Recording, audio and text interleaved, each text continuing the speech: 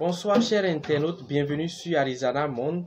Merci de vous abonner à notre page et d'activer la cloche de notification pour être au courant de nos nouvelles vidéos.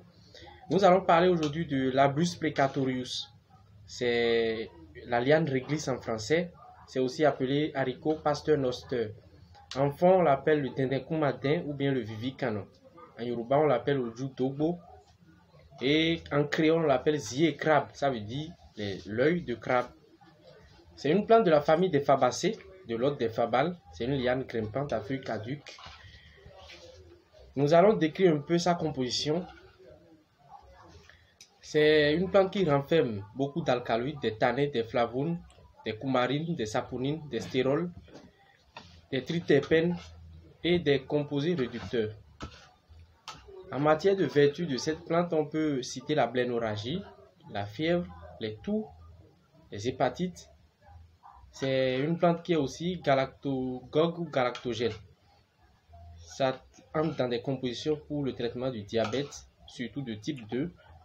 Et ça intervient aussi dans la libido, l'asthénie sexuelle et tout ça. En métaphysique, il y a des personnes qui l'emploient.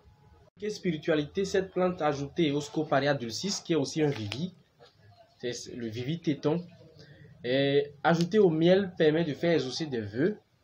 Et également, ça permet de faire des recettes d'amour qui, utilisées en direct sur l'organe sexuel, permet d'attirer votre partenaire à long terme et tout ça.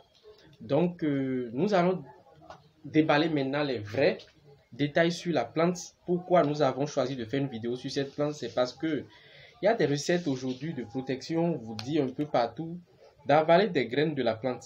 Ce qui est très dangereux parce que il suffit que une graine soit, le tégument qui entoure la graine soit cassé et ça libère une toxine qu'on appelle l'abrine.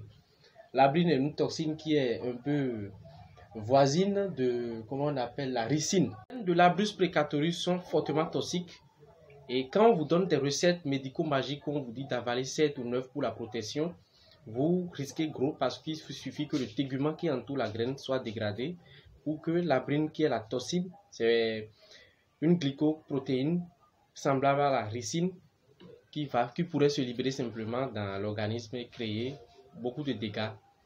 Donc faites attention à la graine de cette plante. C'est simplement ça nous tenons à vous dire dans cette vidéo. Merci beaucoup. Restez